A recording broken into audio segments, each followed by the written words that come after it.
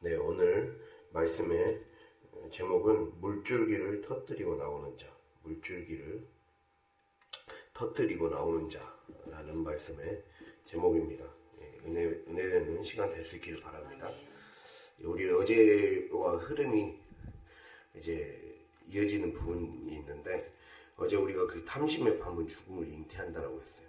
탐심, 즉 영적 죽음의 뿌리가 탐심에 있다. 그 탐심은 바로 하나님이 정해주시는 분량, 하나님이 정해주시는 몫을 넘어서서 더 많이 가지려는 그 우리 안의 마음, 그것이라고 말씀드렸어요. 그래서 우리 안에 그 탐심, 즉 탐심이라는 그 단어 자체가요, 탐심이라는 게 그게 선한 열망이면 그 선한 열망을 하나님의 비전으로 키워낼 수가 있습니다. 그런데 악한 욕망이면 나의 한계를 넘어서는 분수 이상을 탐하는 위험한 행동이어서 공동체를 망치고, 이게 만약에 나라가 그런 사람들로 넘쳐나면 나라가 망하는 거죠. 나라가 온갖 욕심으로 가득 찬 사람으로만 있으니까 이 지난해 위기를 겪었었잖아요. 그런 것처럼 이 나라에 그렇게 나라를 자기 맘대로 사유화하려고 했던 사람들, 자기의 손아귀에 쥐려고 했던 사람들이 나라를 손에 쥐려고 하자 국민들이 고통을 겪었잖아요. 그런 것처럼 이 중요한 사람들, 이 중요한 이 중직자들이 깨어서 그들 안에 있는 충분히 일어날 수 있는 탐심을 다스리지 못해서, 빛이 있으라라고 할 때 그 부정적인 어둠을 걷어내지 못해서 결국에는 망해버린 거죠. 그것이 이스라엘이 유다가 멸망한 가장 중요한 원인이 바로 그것이었다. 안에 있는 탐심을 다스리지 못했구나 라는 것을 우리가 볼 수 있어요. 그래서 우리가 여기서 볼 수 있는 거는, 정리해 볼 수 있는 거는, 이 탐심이라는 문제는 인간의 가장 원초적이고 본능적인 죄라는 거예요. 이거를 영어로 오리지널 신이라고 그러거든요. 오리진. 여기서 오리진이라는 단어는 근원이라고 해요. 근원. 탐심은 근원의 죄라는 거예요. 근원. 우리가 근원이라는 말이 뭔지 알지 않습니까? 물줄기가 시작되는 곳이 근원이잖아요. 근원에서 어떤 물줄기로 흐르는가의 문제이죠. 한마디로. 즉 탐심은 우리 안에서 일어나는 욕구의 물줄기를 어떻게 다루느냐에 따라 인생이 완전히 달라진다는 거예요. 지금 이것을 우리에게 말씀해 주고 있어요. 즉 우리의 삶에서 하나님이 나에게 허락해 주신 이 삶의 시공간에서 어떻게 컨트롤을 하느냐에 따라, 그래서 어제 우리가 그 표현이었잖아요. 밤의 시간과 침상의 공간. 즉 우리 자신의 모든 내가 거룩으로 향하느냐 죄로 향하느냐의 생산 공장이 바로 나의 내밀한 삶의 공간, 그리고 기도의 자리, 혼자 조용히 있는 자리, 온전히 나의 벌거벗은 모습을 그대로 볼 수 있는 자리가 진짜 나를 영적으로 컨트롤해서 경건의 훈련을 쌓아나갈 자리로 만드느냐, 아니면 끝까지 그 안에 있는 욕심을 버리지 못하고 내 안에 있는 상한 감정을 처리하지 못하고 그냥 그대로 그 정서, 부정적인 정서, 감정, 안 좋은 생각, 그런 걸로 계속 끌고 갈 것이냐, 그것의 문제라는 거죠. 우리에게 주님이 그 말씀을 하고 있어요. 그래서 우리가 하나는 아까 말씀드렸듯이 선한 열망으로 흘러가 생명을 세우는 물줄기로 흘러가게 되어 있습니다. 그리고 또 하나는 악한 욕망으로 흘러가 공동체의 몫을 끊어버리고, 그리고 빼앗아가버리는 죽음의 물줄기가 될 수 있다는 거예요. 그래서 우리 안에 탐심을 컨트롤해야 된다. 이 영적인 훈련, 경건의 훈련을 통해 이렇게 길들이지 않으면, 즉 진리의 말씀, 이 하늘 보좌에서 흘러나오는 이 물줄기가 아니라 내가 만들어낸 물줄기로 살아간다는 거예요. 그러면서 문제가 생기는 거예요. 오늘 6에서 11절은 내가 만들어낸 물줄기, 거짓 물줄기를 붙잡은 사람들이에요. 진리의 물줄기가 아니라. 즉 하나님은 하늘에서부터, 우리가 미가에서 해서 첫 시작은 그거였잖아요. 하나님이, 하늘의 하나님이, 1장의 첫 시작이 하늘의 하나님이 이 땅 깊은 곳까지 오셨다라는 거잖아요. 이 땅에 오셔서, 내 삶에 오셔서 이제는 너 현상에 갇히지 말고 실상을 볼 줄 알아야 된다. 그래서 제대로 치유받고 제대로 변화돼야 된다. 그래서 하나님의 친구가 되어야 된다는 거죠. 그렇게 됐을 때, 그렇게 되려면 우리가 가장 중요한 건 근원, 즉 진리의 물줄기를 먹어야 된다는 거예요. 진리의 물줄기, 하나님의 성전에서 나오는 물줄기, 하늘 보좌에서 나오는 물줄기를 먹어야 된다는 거죠. 그런데 자기가 만들어낸 거짓 물줄기를 만들 수도 있는 거예요. 근데 이게 더 무서운 게 뭐냐면, 오늘 말씀은 자기가 만들어낸 거짓 물줄기인데 겉으로는 교회의 탈을 쓰고 있어요. 겉으로는 종교의 탈, 겉으로는 목사의 탈, 권사의 탈, 중직자의 탈, 그런 사람의 탈을 쓰고 있다는 거예요. 그거를 가지고, 그 탈을 쓰고 그 제도를 가지고 가면을 쓴 채로 자기의 욕망을 합리화하는 다른 물줄기를 만들어낸다는 거예요.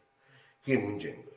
그 문제가 어떠한 양상으로, 어떠한 우리의 삶의 모습으로 나타나느냐. 즉 우리의 삶에 진리의 물줄기, 진리의 말씀을 거부하고 하나님의 성전에서 나오는 진짜 나를 살리는 물줄기를 거부한 사람은 이러한 양상들이 나타난다는 거예요. 그 첫 번째가 1절입니다. 1절. 첫 번째는 1절입니다. 그 손에 힘이 있으므로 라고 나와 있죠. 그 손에 힘이 있으므로. 여기서 손하고 힘을 구별해서 보면 돼요. 손은 능력, 권력, 세상의 힘, 명예, 부, 뭐 이런 걸 얘기할 수 있습니다. 그리고 여기가 힘이라고 번역된 거는 우리가 그 군산에 엘기도원 많이 갔잖아요. 엘기도원 할 때 엘이 하나님이에요. 그러니까 하나님, 여기서는 힘은 하나님을 얘기하는 거예요. 즉, 쉽게 말하면 이거예요. 부자 되는 게 하나님의 뜻이다. 권력자가 되는 게 하나님의 뜻이다. 내가 이 땅에서 부자가 됐으면 하나님이 축복하신 거다. 근데 무조건 그 등식이 무조건 맞진 않아요. 내가 하나님의 뜻대로 살았는데 하나님이 그 부산물로 주시는 은혜의 복이 그거라면 그게 맞겠죠. 그러나 그게 아니라 내가 내 욕심대로 하나님 뜻대로 살지 않아놓고 그냥 내 마음대로 살아놓고 순종한 게 아니고 내 마음대로 살아놓고 내가 하고 싶은 대로 내 실력대로 내가 내 생각과 내 가치관대로 살아놓고 그거를 그냥 교회라는 탈을 쓰고 자기의 성공과 자기의 어떤 명예, 부, 자기가 얻은 어떤 물건 이런 것들을 합리화시켜달라고 하는 거죠. 그거를 성경을 이 퍼즐 조각처럼 짜맞춰서 자기 욕망에 딱 맞춰서 하는 거죠. 그러한 사람이 되는 거예요. 그래서 힘이 하나님이 되는 거예요. 그런 사람은 힘이 하나님이에요. 십자가가 하나님이 아니라, 그러니까 십자가가 복음이잖아요. 즉 약함을 통과해서 나의 부족한 부분을 통과해서 강해지는 하나님. 그게 우리가 믿는 복음이에요. 나의 약함을 통과함으로써 하나님의 강함이 드러나는 게 복음이에요. 내가 강해져서 내가 내 약한 부분을 무시하고 내가 뭔가 강해져갖고 내가 최고가 돼서 그걸로 영광 돌리는 게 아니라 약한 나를 그대로 정직하게 통과해서 하나님의 말씀으로 양육을 받아서 새로워지는 거예요. 하나님의 사람으로 새로워지고 이게 무슨 말인지 이해가 되셨죠? 세상의 가치관은 버리지 않은 채 세상에서 최고가 되고자 하는 그 가치관하고 하나님의 양육을 받아서 하나님이 원하시는 최고가 되는 건 다른 문제예요. 예, 그거는 전혀 다른 문제로 나타나요. 그래서 하나님의 최고가 되는 것이 가장 중요한 거예요. 그것이 아닌 세상적인 방식의 가짜 복음이 하나님이라고 하게 된다는 거예요. 그런 복음이 번영 복음, 뭐 기복주의 신앙 이런 거죠. 예. 복만 추구하는 거. 그거를 지금 얘기하고 있는 거예요. 그래서 기복은 맞아요. 근데 기복주의는 위험한 거죠. 그거를 우리에게 말씀하고 있습니다. 그래서 하나님이 원하시고 허락하신 분량이라 했잖아요. 탐심이. 그거에서 더 이상을 추구하는 거. 즉 하나님이 원하시고 허락하신 분량이 아닌데도 자기 욕심으로 하고 싶은 대로 살고 추구해놓고 그거를 하나님이 축복해 주셨다고 합리화시키는 거예요. 그거를 지금 얘기하고 있는 겁니다. 그러한 양상이 내 물줄기로 살아갈 때, 진리의 물줄기가 아니라 내 물줄기로 살아갈 때 이런 사람들의 교인들 중에서 그런 유형이 나타난다. 그리고 두 번째는 여기 보면 예언하지 말라라고 6절에 나와 있어요. 너희는 예언하지 말라.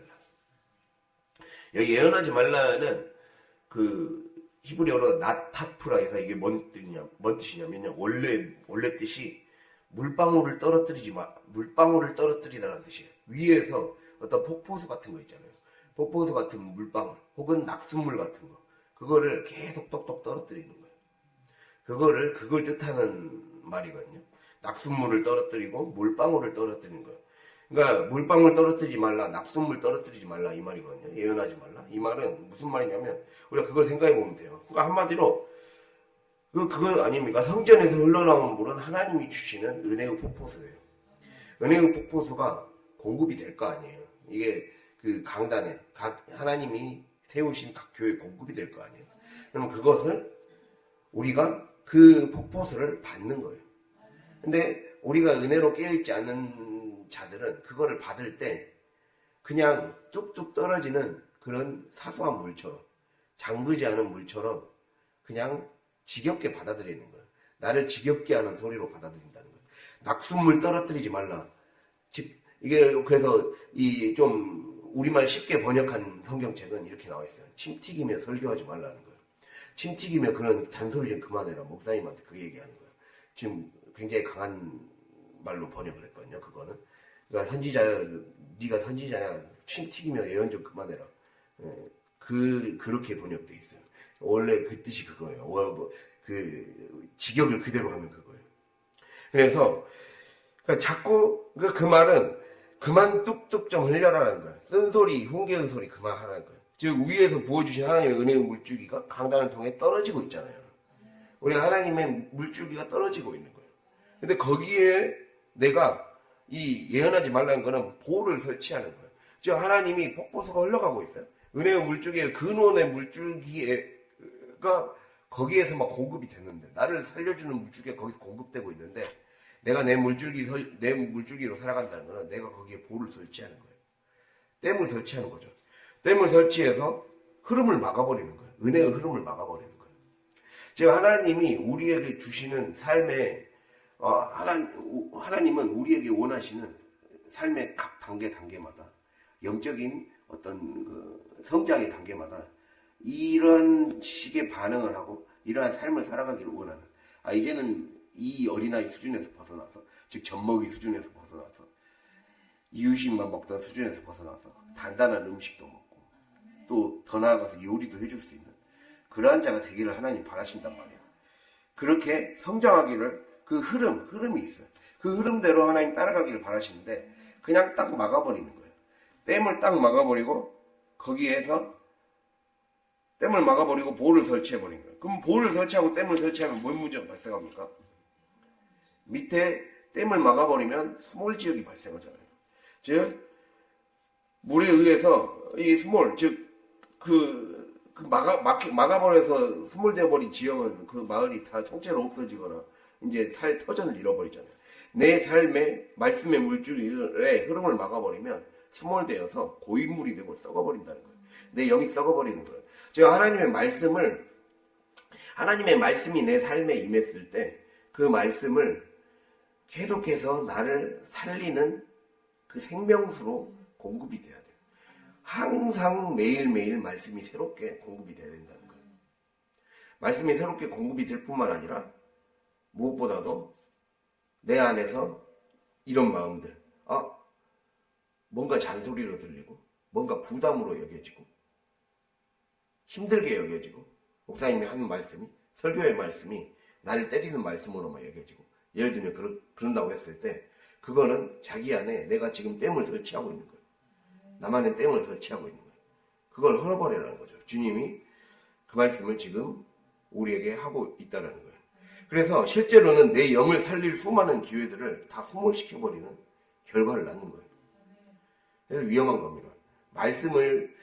내 말씀에 대해서 뭔가 잘 안 들리고 부담스러워하고 뭔가 막 힘겨워하고 이 마음이 생겨나려고 한다.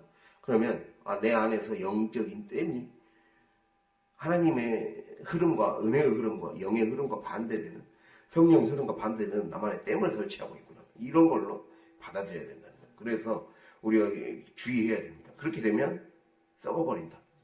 내 삶의 모든 결과물이 썩어버리고 영의 물의 공급원이 차단돼 버리기 때문에 썩어버린다는 것을 기억할 수 있길 바랍니다.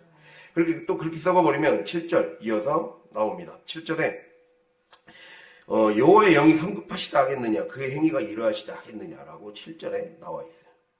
이 말은 반대로 생각해 보면 되거든요. 우리가 그 말씀이 나오죠. 하나님은 노하기를 더디하시고 자비하시고 인자가 많은 하나님이시다. 지금 이 말을 하거든요. 그러니까 지금 미가 선지자는 너희들의 이러한 행동이 결국에는 유다를 멸망과 재앙으로 끌고 갈 것이다. 너희들의 그 행동이 영적 죽음을 낳을 것이다. 너희들이 이미 죽은 거나 다름없다라고 선포를 했잖아요. 지금 한 거잖아요. 그걸 들으니까 이제 우리가 이렇게 지금 잘 되고 있는데, 그러니까 이제 말했잖아요. 어제. 겉으로 봤을 때 가장 화려했고 가장 부유했던 시기였다고. 그러니까 안 받아들이는 거예요. 안 받아들이고 그건 잘못된 말씀이겠지. 하나님이 성급하셨네. 이렇게 판단하는 거예요. 하나님의 말씀을 자기 생각대로 판단해서 왜곡시키는 거예요. 지금 그 얘기하는 거예요. 즉 물줄기의 흐름을 댐으로 막는 것으로 끝나지 않고 수질도 망가뜨려 버리는 거예요. 수질도 망가뜨려 버리는 거. 이게 하나님의 재앙이라고. 하나님이 글쎄 설교가 잘못된 것 같은데, 이 설교를 인간적인 설교로 받아들이는 거죠. 인간의 생각으로 받아들이는 거예요. 하나님의 말씀이 선포될 때 인간의 생각으로 받아들일 때 이러한 문제가 발생하겠죠. 예. 그래서 하나님의 성품에 대해서 왜곡되니 그러니까 말씀을 자기 입맛에 맞게 왜곡해서 해석하는 거예요. 자기 생각을 못 버리는 거예요. 자기 보고 싶은 대로 보는 거예요. 이게 문제죠. 지금 모든 거는 그게 문제예요. 탐심은 뭐 때문에 생기냐? 내가 보고 싶은 대로 보려고 하니까. 또 우리 묵시의 사람이에요. 하나님이 보여주시는 걸 봐야 돼요. 묵시는 또 다른 말로 계시예요. 즉 하나님이 보여주시는 거. 그거를 보도록, 그러니까 내가 보고 싶은 대로 보도록 너무 그쪽에 길들여져 있기 때문에 탐심이라는 거는, 그리고 우리 안에 그것이 언제든지 바로 본능적으로 나오게 돼 있어요. 아까 오리지널 신이라 했어요. 그냥 우리 안에 원죄 같은 거예요. 원죄. 오리지널 신하고 원죄라는 뜻이거든요. 이 우리 타락한 인간들은 원죄를 갖고 있어요. 인간 안에 언제든지 다시 어둠이 스며들고 언제든지 혼돈의 바닷물이 다시 들어와서 해일처럼 덮치게 돼 있어요. 그렇기 때문에 밀물처럼 들어와서 우리를 삼켜버릴 수 있기 때문에 내가 항상 왜곡돼서 말씀을 받아들이지 않는가. 말씀을 내가 해석하고 싶은 대로 듣지 않는가. 말씀을 있는 그대로 들어야 되는데 자꾸 내 생각에 빗대서 보려고 하지 않는가. 이것에 대한 분별이 이루어져야 된다는 것을 지금 말씀하고 있는 거예요. 그래서 말씀을 자기 입맛에 맞게 해석해서 취사 선택하는 자들. 이러한 것이 바로 7절에 나와 있는 문제예요. 그래서 자기 욕망을 자꾸 정당화하는 데 이용하는 거죠. 그것을 말씀하고 있습니다. 이렇게 되면 마치 이전에 받았던 은혜의 물마저도 수질을 악화시키는 거라고요. 내가 그 은혜의 물이란 건 내가 뭔가 이전에 은혜를 많이 받아서 은사도 많이 받고, 그래서 남들이 봤을 때는 굉장히 뭔가 열매를 맺은 것 같고 그런 게 있을 수 있어요. 사람들은 외모만 보는 경향이 있기 때문에 중심을 잘 못 보잖아요. 그러니까 저 집사님은, 저 권사님은 정말 대단해 이렇게 보는데 정작 내 안에서 수질을 악화시키는 거라고요. 그냥 과거의 경험만 가지고 거들먹거리고 경험으로만 살아가는 거예요. 그게 위험해지는 거예요. 그러니까 이럴 리가 없는데, 이거는 인간적인 생각으로 설교를 판단하는 거죠. 이렇게 되는 겁니다. 그리고 더 나아가서 11절은 완전히 더 이제 심해집니다. 이제 이게 점점 점층법 같은 거거든요. 11절을 한번 읽어볼까요? 사람이 만일 허망하게 행하며 거짓말로 이르기를 내가 포도주와 독주에 대하여 내게 예언하리라 할 것 같으면 그 사람이 이 백성의 선지자가 되리로다. 아멘. 이거는 그거예요. 자기 귀에 달콤한 거짓을 말해주는 자에게 이제 더 환호하는 거예요. 제 성도들의 욕망에 맞춘 달콤한 음료를 제작하는 걸로 이제 바꿔버리는 거예요. 그러니까 위에서 나오는 축복의 물줄기로 성전에서 나오는 하나님의 말씀의 물줄기를 공급받아서 거기에서 나오는 생명수를 먹어야 되는데, 이제 자기가 댐을 설치해버리고 수질까지 기존에 있던 옛날에 받았던 은혜마저도 다 까먹어버리고 악화시켜버리니까 이제는 영이 텁텁해지고 목마름만 더해질 거 아닙니까? 그러니까 세상적인 음료수를 만들어내는 거예요. 그래서 거짓 선지자를 찾는 거예요. 정광훈 목사 같은 사람 찾는 거예요. 네, 그거에 혹하는 거예요. 진리를 분별할 줄 모르게 되기 때문에. 그러니까 자꾸 말씀을 거부하고 편한 말씀만 들으려고 하고, 또 마찬가지로 깨어있지 못하면, 목회자, 성도 모두 다 깨어있지 못하면 이렇게 되는 거예요. 그러니까 욕망을 합리화시켜주는 말씀만 하고, 그게 축복해 주신 거야 이렇게 말하고, 네. 그런 식으로 하면 결국에는 그러한 일들이 생긴다는 걸 우리가 기억해야 됩니다. 그래서 이렇게 디모데후서를 한번 찾아볼까요? 디모데후서 3장 1절. 345페이지 디모데후서 3장 1절. 성경에서는 이러한 3장 1절부터 5절입니다. 예, 찾았습니까? 같이 읽겠습니다. 너는 이것을 알라. 말세에 고통하는 때가 이르러 사람들이 자기를 사랑하며 돈을 사랑하며 자랑하며 교만하며 비방하며 부모를 거역하며 감사하지 아니하며 거룩하지 아니하며 무정하며 원통함을 풀지 아니하며 모함하며 절제하지 못하며 사나우며 선한 것을 좋아하지 아니하며 배신하며 조급하며 자만하며 쾌락을 사랑하기를 하나님 사랑하는 것보다 더하며 경건의 모양은 있으나 경건의 능력은 부인하니 이 같은 자들에게서 내가 돌아서라. 아멘. 자, 오늘 성경에서 방금 읽었던 3장 1절에서 5절, 특히 이제 3장 1절을 보면 말세에 고통하는 때가 이른다. 여기서 말세는 성경에서 말세 마지막 때, 이거는 신약 시대를 얘기하는 거예요. 오늘날 우리를 살아가는 이 시대가 말세예요. 이 말세에 우리가 정의를 제대로 내려야 돼요. 뭐가 고통이냐라고 얘기를 해주는 거예요. 무엇이 고통이냐? 내 삶에서 내가 인생이 돈이 없는 게 고통이냐? 내 감정이 힘든 게 고통이냐? 그게 아니라는 거예요. 사람들이 자기를 사랑하고 돈을 사랑하고 자랑, 교만, 비방 이러한 것들, 자기 탐욕이 극대화된 삶을 살아가는 자들, 그리고 이걸로 살아가는 세상으로 가득 찬 이 세상, 이게 고통이라는 거예요. 고통이 이것이고, 더 나아가서 더 심한 고통, 교회 내에서 볼 수 있는 고통은 무엇이냐? 경건의 모양만 있는 사람들, 경건의 모양만 있고 경건의 능력은 거절하는 사람들, 부인하는 사람들, 이것으로만 가득 찬 교회, 이게 가장 고통스러운 거다. 이게 진짜 고통이다라고 지금 말씀을 해주고 있는 거예요. 그러니까 우리가 성경은요, 우리에게 기존에 내가 갖고 있었던 어떤 고정관념을 버리게 만듭니다. 항상 그걸 기억해야 돼요. 하나님을 믿는다는 것은 나의 고정관념을 바꾸는 거예요.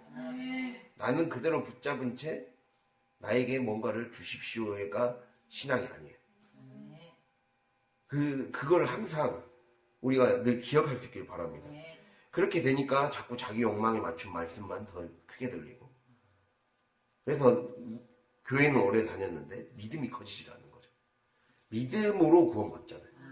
믿음. 그 믿음이 우리가 잘못 생각한 믿음으로 살아왔다라는 것을 인정해야 되는 거예요. 그거를 기억해야 됩니다. 그랬을 때 우리가 다시 돌아가서 이 아까 말씀드렸듯이 이 탐심의 근원, 이 물줄기를 선한 열망의 물줄기로 키워내지 못하면 우리의 눈이 어떻게 된다고요? 내가 보고 싶은 대로 보도록 길들여지게 된다는 거예요. 그걸 항상 인지하고 있어야 돼요. 내가 해석하고 싶은 대로, 내가 듣고 싶은 대로, 내가 읽고 싶은 대로 잘못 세팅되어져 있구나. 방금 얘기 드렸듯이 우리 안에는 잘못 생각한 것들이 너무 많구나. 세상에 물들여져 있는 우리의 모습들이 많구나.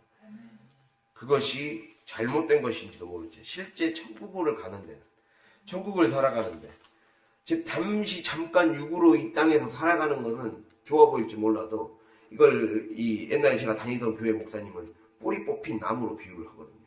뿌리 뽑힌 나무.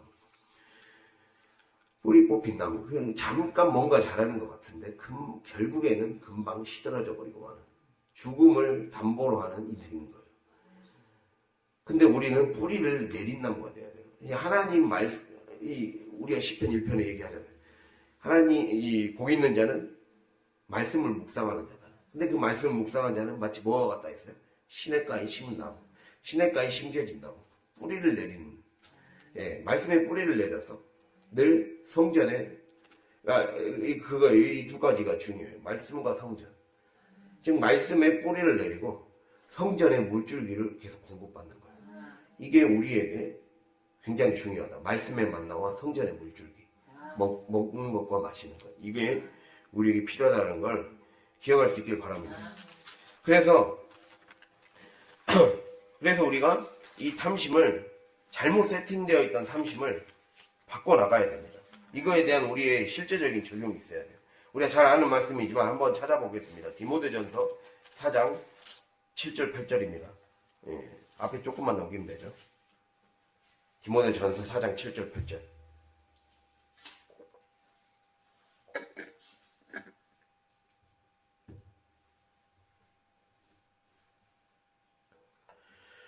예, 4장 7절 8절을 함께 같이 읽도록 하겠습니다.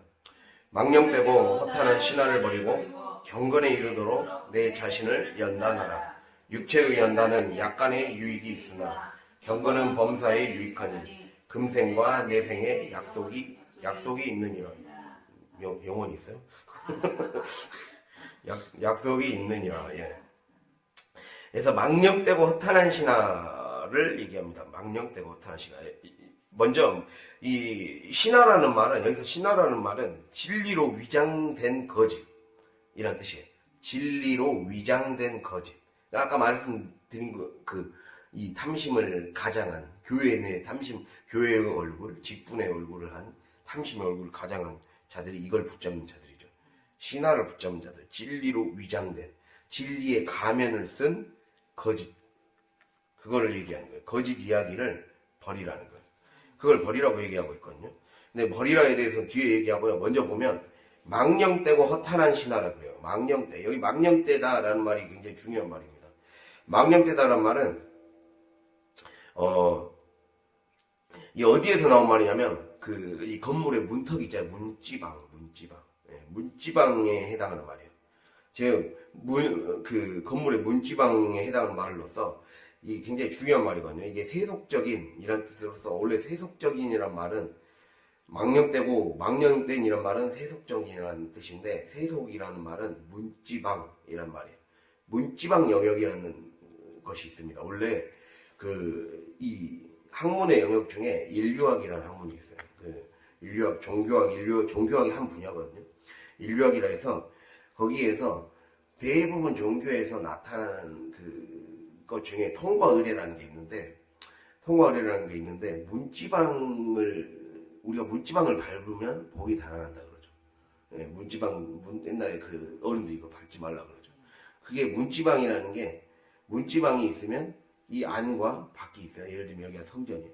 성전의 문지방과 성전의 문지방 밖 하면 밖은 세상이고 여기는 거룩의 영역이잖아요. 근데 그 딱 중간을 받고 있다는 거는 내가 하나님과 세상과 둘 다 짝하여 섬긴다는 의미예요. 그러니까 그리고 그런 의미고, 또 창세기 4장 7절을 보면 뭐가 나와 있냐면요. 가인이 아벨을 죽이려는 마음이 막 들 때, 아직 죽기 직전이에요. 그래서 하나님이 죄를 다스리라고 그래요. 그러면서 내가 선을 행하면 어찌 낯을 듣지 못하겠느냐.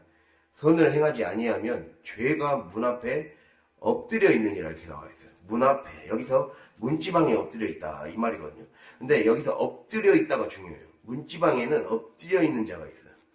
그래서 엎드려 있는 자라는 말이 라비추라고 해서 건물의 문지방이나 입구에 잠복해 있는 귀신이라는 뜻이에요. 건물의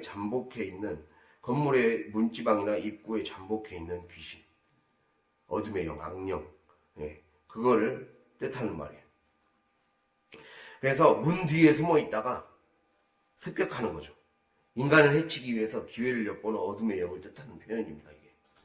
그래서 죄는 이렇게 엎드려 있는 자, 이 라비추라는 말이거든요. 이것처럼 언제든지 내가 자꾸 세상 생각, 육신의 생각과 하나님의 가면을 딱 덧입혔으면 그 사람을 더 잡아먹는다는 거예요. 그 사람이 가장 마귀의 역사하기 쉬운 사람이에요. 예. 교회가 가장 타락하기 쉬워요. 그래서 그냥 딱 보면 알 수 있잖아요. 우리가 미디어만 딱 봐도 왜 교회가 더 저러나 라는 걸 생각을 해봐야 돼요. 이게 영적인 거예요. 영적인 거예요. 묻지방에 서 있기 때문이에요. 세상의 생각, 세속의 이념과 하나님의 말씀이라는 탈로 세속의 이념을 합리화시키고 있잖아요. 세속의 정치 이념을 하나님 말씀의 탈로 합리화시켜서 정당화시켜서 자기네들의 이득을 취하잖아요. 이득을 취해서 돈벌이 수단으로 삼고, 예. 그리고 아무것도 모르는 성도들은 속여서, 예, 등쳐먹어서 돈 빼먹고, 이런 짓거리 하고 있잖아요. 이게 다 그거란 말이에요. 왜 그렇습니까? 우리의 삶에 적용을 해봐야 돼요. 내가 겉으로는 경건의 모양, 열심히 교회는 다녀요. 근데 하나님이 원하시는 뜻에 뭔가 순종하는 삶의 포커스가 아니라 그냥 유지하는 거. 적당히 신앙생활하는 거. 이거에만 하는 자는 가장 마귀가 잡아먹기 쉬운 상태라는 거예요. 그거를 기억해야 돼요. 그건 문지방에 사는 사람들이에요. 그거를 지금 얘기하고 있습니다. 이러한 자들은 분명히 100이면 100 망령되고 허탄한 신화에 빠진다는 거예요. 100이면 100 말씀에 잠길 수 없다는 거예요. 내가 완전히 말씀에 잠겨야 돼요. 완전히 여기로 넘어와야 돼요. 성전 안으로 들어와야 돼요. 뭔가 미련이 있어서 자꾸 밟고 있으면 안 돼요. 문지방을 밟고 있으면 안 돼요. 안으로 넘어와서 하나님께로 들어와야 된다는 거예요. 근데 여기 보면요, 버리라라는 말이 있어요. 망령되고 허탄한 신화를 버리라. 버리라는 말은요, 원래 두 가지 말의 합성어예요. 옆에, 곁에라는 말과 간청하다, 구걸하다라는 말이 합쳐져 있어요.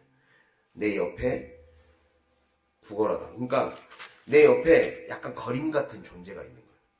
그러니까 아까 말씀드렸잖아요. 문지방에 내가 세상과 이 종교의 탈을 쓰고 있고, 교회의 탈을 쓰고 있고, 뭔가 직분의 탈을 쓰고 있는데, 내 안을 벗겨보면 여전히 탐심으로 가득 차 있고, 세상의 생각을 못 버리고, 나의 고집을 못 버린 채로 그대로 놔두면, 그 사람은 자기 안팎의 거지를 끌고 다니는 거라고. 그거가 똑같은 거예요. 구걸하는 사람. 구걸하다라는 말이에요. 옆에 구걸하는 사람을 두는 상태예요. 이해됐습니까? 그거를 버려야 된다는 거예요. 그러니까 거짓을 붙잡는 자는 늘 배고프게 돼 있어요. 거짓처럼 배고픈 거예요, 항상. 항상 구걸하고 동냥하며 다니는 거린들처럼 영혼이 배고픈 거예요.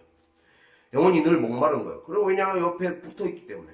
죄가 문 앞에 엎드려서 늘 잡아먹기 때문에. 내가 은혜 받았던 거를, 은혜를 열심히 여기 들어와서 받았어요. 받았는데 문지방을 밟은 채로 살아가니까, 영혼의 문지방을 밟은 채로 살아가니까 애매하게 살아가는 거예요. 늘 결정적인 순간에서 세상과 타협하고, 늘 나를 못 넘어서고, 돌짝밭 같은 밭을 가려고 하질 않고, 그러니까 게으르게 살아가고, 나태함으로 우리가 기경을 해야 돼요. 삶에 가서 좋은 밭으로 기경을 해야 된단 말이에요. 가시를 제거하고, 돌을 걸러내서 고르고 평평한 뭔가를 심기에 좋은 땅. 하나님 원하시는 거룩한 씨를 심기에 좋은 땅.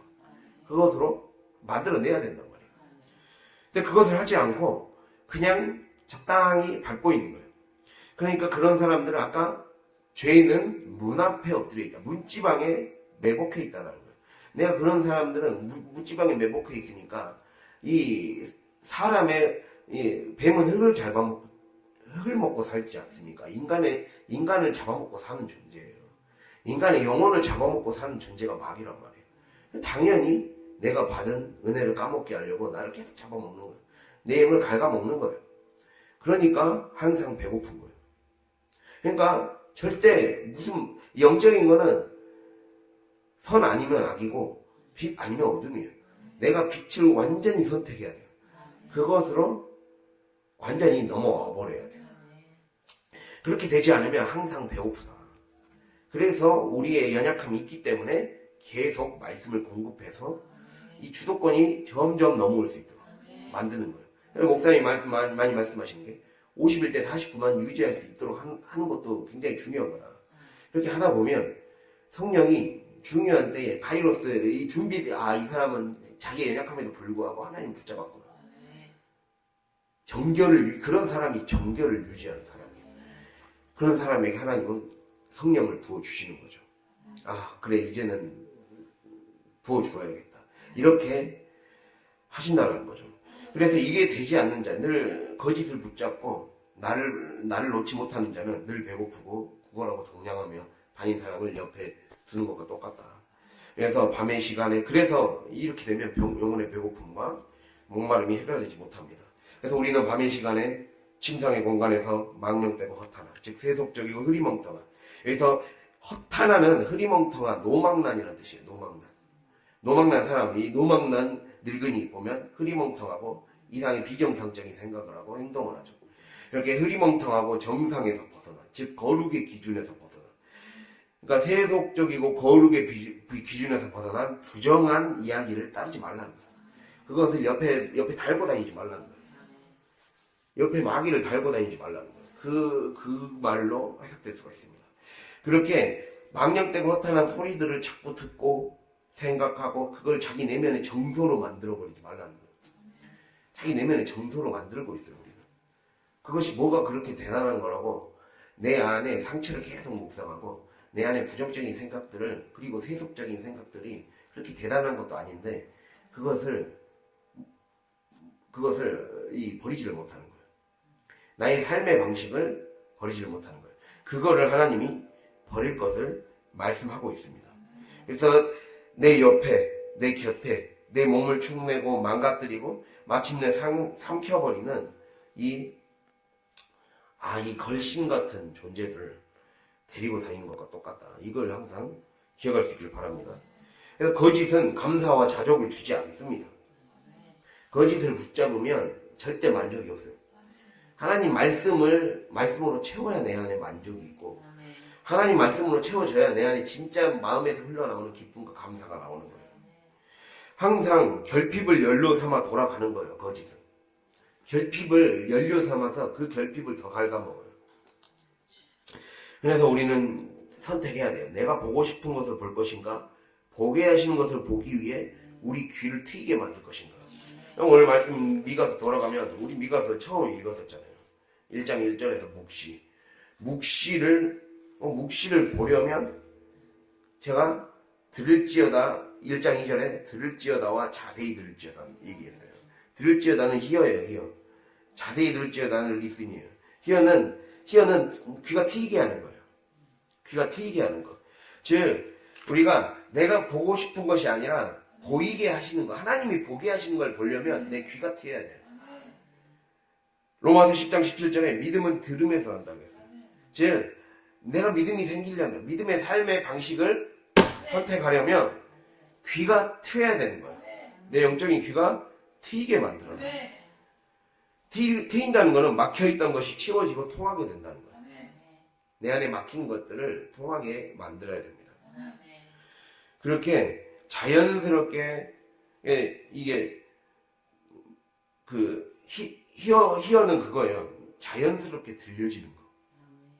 내 삶에 자연스럽게 들려지는 게 세상 소리고 세속의 이념이고 내 감정 상한 거, 내 중심의 생각이 먼저 들린 게 아니라 하나님의 말씀이 너무 자연스럽게 들리는 거예요. 믿음의 생각이 너무 자연스럽게 흘러나오는 거예요. 이게 자연스러워지게 계속 들어라. 귀가 트이게 해라. 귀가 트여야 믿음이 생긴다. 라고 얘기하는 거예요. 그래서 믿음은 들음에서 나며 들음은 그리스도의 말씀으로 말미암았느니라 그랬잖아요. 그래서 믿음은 이 거짓, 망령되고 허탄한 신화, 내 몸에, 내 내면에 붙어있는 이 더러운 영들, 이 거짓의 소리와 신호, 표지들을 잘 분별해서 탐심을 분별해서 내 안에 이 곁에 붙어 있는 것들을 떼어내고 그리스도의 말씀이 내 안에서 자연스럽게 들려질 수 있도록 예, 잘 안 들리게 하는 귀들을 열려야 된다는 거예요. 그래서 믿음은요, 복음의 말씀에 귀가 트이게 만드는 문제예요. 귀가 트여야 돼요. 우리가 귀가 트일 수 있는 저 여러분이 될 수 있기를 바랍니다. 우리가 하나님의 말씀이 너무 자연스럽게 들리고 믿음으로 살아가는 것이 막 억지로 하는 것이 아니라 우리의 삶이 너무 자연스럽게 내 삶에서 기쁨으로 흘러넘치고 은혜로 이 흘러가는 구조예요. 위에서부터 흘러가서 자연스럽게 하나님의 은혜가 흘러가고 사랑이 흘러가고 감사와 찬양이 흘러가는 거죠. 그래서 플로잉 해주는 거예요. 플로잉 흘러가게 해주는 거예요. 그것이 우리의 삶에 돼야 됩니다. 그렇게 되려면 경건에 이르도록 자신을 연단하라는 거예요. 그래서 연단하라는 말은 이 연단하라는 말은 그 올림픽에 참여하기 위해서 이 연단하는 말씀이 뭐가 있냐면 연습을 하려면 이 스포츠복을 입고 훈련을 하는 소리거든요. 그 뜻을 갖고 있어요. 스포츠복. 옛날에 그 수영 선수들 보면 공기의 저항, 물의 저항을 최소화시키기 위해 거의 몸에 확 딱 발라붙고 가볍고 그런 거를 거의 뭐 몸과 거의 일부가 된 듯한 옷을 입고 딱 하잖아요. 그런 옷을 입으란 뜻이거든요. 연단하라는 말에는 그런 옷을 입으란 뜻이 되어 있어요. 그러니까 그런 옷을 입으려면 내 것을 벗어야죠. 내 것을 벗는 거예요. 내 곁에 달라붙어 있었던 것들은 자꾸 떼어내고 벗겨내야 되는 거예요. 벗겨내는 거예요. 가면만 벗기는 게 아니라 내 주변에 있는 것들을 하나하나 다 벗겨내는 과정인 거죠. 그렇게 함을 통해 이제는 연단 운동을 해야 돼요. 영적인 운동을 해야 돼요. 이게 운동의 문제예요. 예, 어떤 책에서 제가 그 신앙 서적에서 예전에 대학교 때 읽은 적이 있어요. 몸의 영성의 몸을 위한 영성이라는 책이에요. 거기에서 이게 이 신앙 생활이라는 게 운동 경기랑 똑같다고 운동하는 거랑 똑같아서 몸에 익숙하도록 만드는 게 굉장히 중요한 거예요. 내 몸에 익숙하고 내 귀에 말씀이 익숙해지도록 만들고 내 눈에 하나님의 것을 자꾸 하나님의 것을 더 찾는 눈이 더 익숙해지도록 만들고 내 몸이 하나님의 사람들을 더 가까이 하는 것에 익숙해지도록 만들고 이러한 것을 해서 운동을 하는 거예요. 그렇게 운동을 하는 것이 연단하는 것이다. 근데 그 연단하려면 그냥 하는 게 아니라 나를 다 벗고 운동복으로 갈아입으라. 운동복으로, 체육복으로 갈아입어라. 훈련복으로 갈아입으라고 말하고 있어요. 그래서 나는 어디에 길들여져 있는가? 내가 이상한 데 길들여져 있어서 내가 내 물줄기로 댐 만들고 있고 내 달콤한 소리만 들려주는 사람 찾았고 그리고 왜곡해서 해석하고 그리고 말씀이 제대로 안 들리고 불편하게 들리고 부담스럽게 들지 않는 거 이것들을 돌아볼 수 있길 바랍니다. 그렇게 될 때 우리 자신이 변화됩니다. 이제 말씀을 마무리하겠습니다. 오늘 말씀의 마무리는 12절, 13절이에요. 12절은 13절에 나오거든요. 이 12절에 하나님이 이스라엘의 남은 자를 모으겠다 그래요. 그러니까 한마디로 자기의 탐심을 이겨내서 내 안에 있는 탐심을 이겨내서 정말 이 모든 과정들을 통과해서 자기를 연단의 과정에 참여한 자 이러한 자는 길을 여는 자가 되는 거예요. 길을 여는 자. 그래서 길을 여는 자는 터뜨리는 자라는 뜻이에요. 터뜨리는 자. 믿음으로 하나님을 붙잡고 터뜨리고 나온 자. 이 말씀은 길을 여는 자, 터뜨리는 자는 이 말씀만 찾아보면 딱 끝납니다. 이것만 한 번 마치겠습니다. 창세기 38장 볼까요? 창세기 38장 29절입니다. 창세기 38장 29절 60페이지 같이 읽겠습니다. 그 손을 도로 들이며 그의 아우가 나오는지라 산파가 이르되 내가 어찌하여 터뜨리고 나오느냐 하였으므로 그 이름을 베레스라 불렀고 예, 그 창세기 38장 말씀은 유다가, 그 야곱의 아들 유다가, 이제 대가 끊기게 됐어요. 그 장자가 하나님 모시기 약해서 하나님이 그를 죽게 만들었어요. 그래서, 그 장자를 통해, 유다의 장자를 통해 대를 잇기는 힘드니까, 그럴 경우 이제 이스라엘의 풍습 중에, 어쩔 수 없이 그 가족이 죽으면 이 아버지와 며느리가 하게 되는 경우가 있어요. 옛날에 그냥 그게 오늘날하고는 그게 중요한 게 아니에요. 그런 게 중요한 게 아니에요.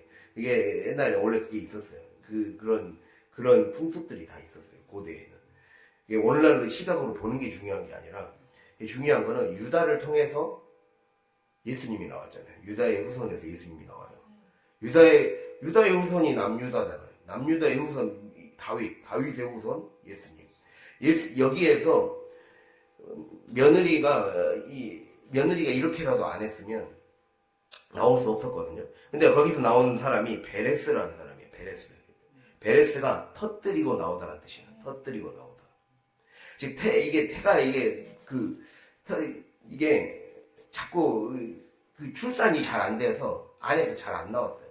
근데 하나님이 그 태아 안에 있는 태아에게 힘을 주셔서 터뜨리고 나오게 했어요. 그 태우문을 터뜨리고 아기에게 힘을 주셔서 터뜨리게 나오게 했거든요. 그래서 터뜨리고 나온 자라는 뜻을 갖고 있어요.